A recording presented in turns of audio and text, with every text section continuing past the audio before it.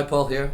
In the last video I talked about how you can kind of leave a lick and get into a chord from it, and this one does that really well. I started with some bends here at the 5th fret, and then I moved up to this 3rd position of the A blues scale, and I ended on these chords which were based around A7. So why don't we get into it and I'll show you what I'm doing and what I'm thinking. Here we go.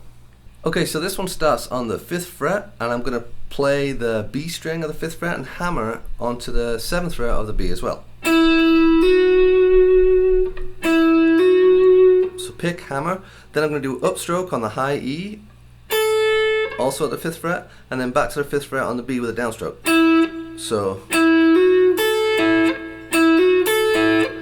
then I'm going to do this minor 3rd bend on the 8th fret of the high E string. So it's just a little bend from, really we're bending from this C into this C sharp at the 9th fret. We're going to do this little, cute little, cheeky half semitone bend. My tip for bends would be, like, if you feel like your bends are sort of, you know, not quite there or not in tune, it's probably because you're bending before the note sounds clear. So get the note to sound clearly, then bend. Don't bend before you have the note, you know, get the note first before you bend and then go for it. So then we do this little triplet that almost all blues players do, like Matt Schofield, Robin Ford, you know, all the kings. They all did this 5-7-5. So same thing we did on the B string as a triplet. So 5, hammer 7, back to 5. And then I'm going to go to the 7th fret on the B to get this the 6th. Instead of the 7th of the scale, we get the 6th. It sounds super bluesy, so rather than, we're going to go here. So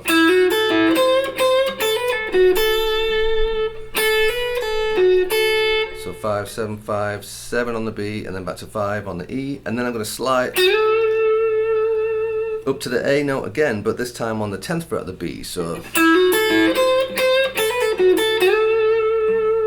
love that lick. So here's the descending part of the lick. I'm going to slide from 11 into 12 on the high E, and then I'm going to play the 11th fret and then pull off to 10.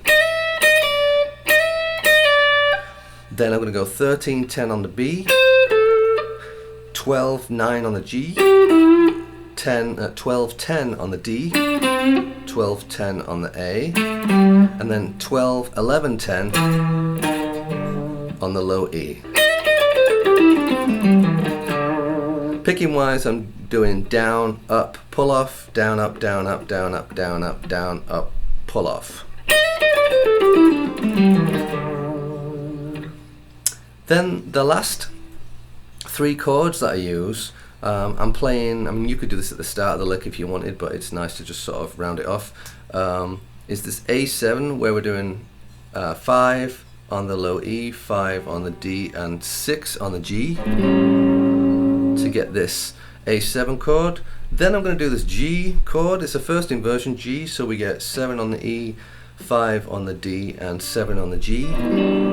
Sounds really pretty, just walking up to the next A. Then we do this G sharp chord, 1st inversion, and then we're back to A. So we've just gone A back to itself, but it sounds better if you kind of, you know, lead your listener there, right? So we're doing